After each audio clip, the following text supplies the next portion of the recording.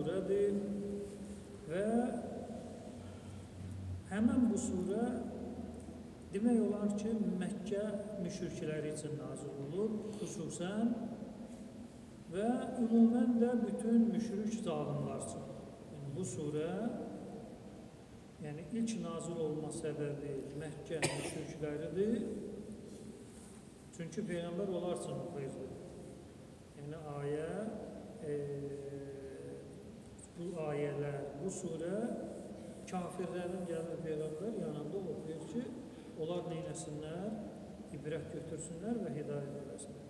Xüsusən onlar üçün də, amma ümumən qiyamət gününə qədər nə qədər Məkkə təfəkkürlü şəxslər varsa, hamısına bu ayələrin nədir, adiyyəti var.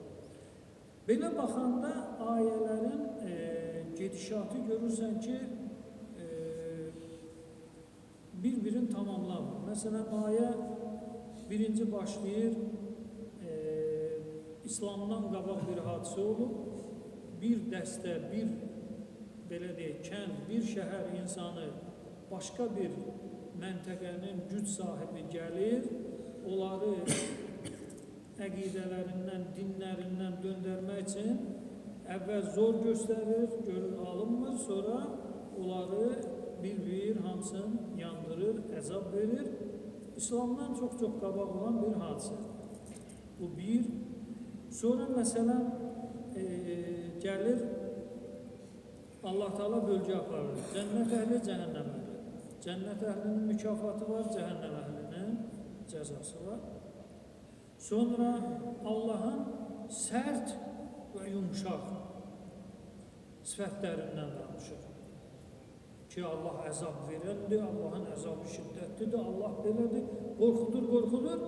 Birdən mövzu dəyişir, Allah mərhəmətlidir, bağışlayandır, sevəndir, filandır. Və mövzu təzədən dəyişir, Fir'on və Səmud qovmu. Yenə getdik İslamdan qabaq. Həmən bu xəndəyə tökülüb minlərlə insanın yandırılması da İslamdan qabaq. Fir'on və Səmud da bu qövmlər İslamdan qabaq. Sonra Quran-ı Kərim lövh-i məhfuzdadır. Birdən yenə də mövzu tam yad bir istiqamətə gedir. Amma ümumi şəkildə bunu belə deyək də, səhnə kimi yığmaq mümkündür. Necə? Deməli, Allah Teala birinci başlayır and içməklə. Allah and içir. Və ərəb dilində və bizdə bağlayıcıdır. Ərəb dilində həm bağlayıcı rolu var, həm də and olsun mənası var. Bağlayıcı deyil, and içir. Vava qəsəmdir. Ərəb dilində and içmək kəlməsi var, müxtəlif cür. Qəsəm, hələfə, qəsəm, əqsəmə, hələfə. Bunlar hamısı and mənasında. And içdir. Və kəlmədən də əlavə bir hərf and içmək mənasını ifadə edir. Məsələn, and içdirəndə birinə deyir ki, denən vallahi və Allahi, tə Allahi, bi Allahi. Vallahi, billahi, təllahi. Və tə bi. V, t, b. Üç hərf, üçünün də mənası and olsun deməkdir. Müxtəlif kəlmələrdə gəlib. Bu surədə və and mənasında gəlir. Surənin hələ başlanğıcı belədir. Və əs-səmai zat əl-buruc.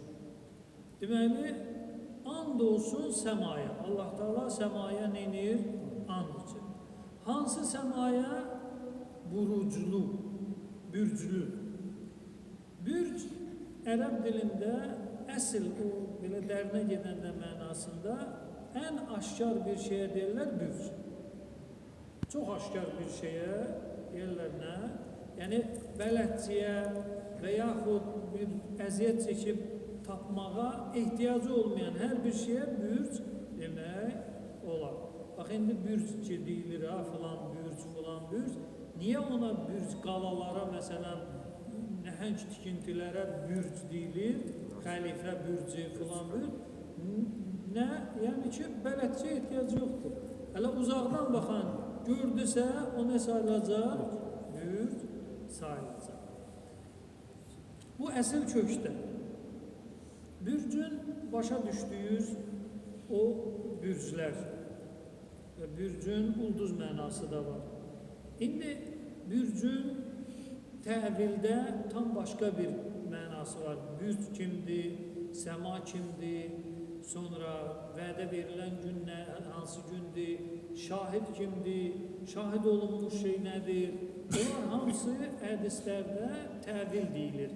Ayənin bətnində müxtəlif mənalar gəlir. Hər halda Allah Teala andan başlayır. Səmaya, ulduzlar olan səmaya Allah Teala neynir? And içir və vədə olunmuş gün, yevmil məv'ud.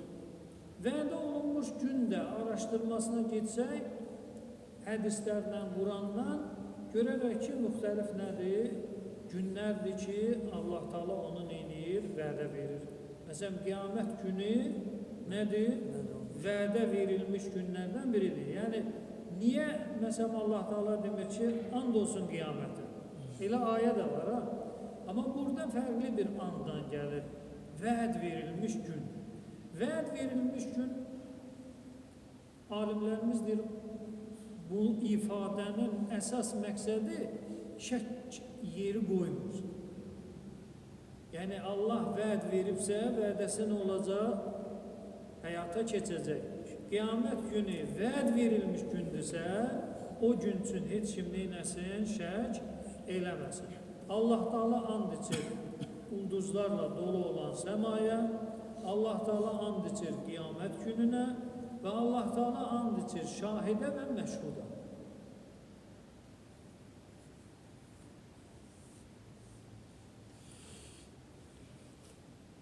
Bu şahid və məşhud fail və məf'ul.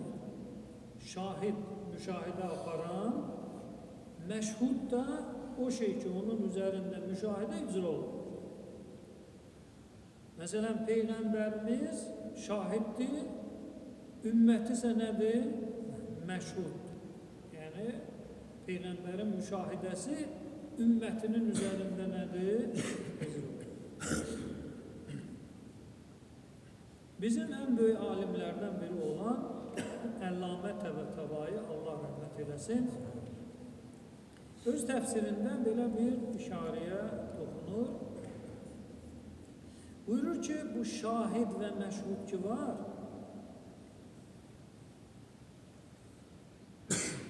təyin eləmək üçün 30'a yaxın rəy var.